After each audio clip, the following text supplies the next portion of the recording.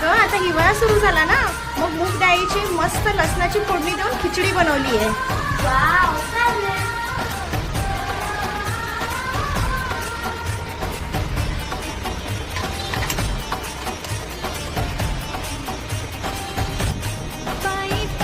Issue खिचडी तयार.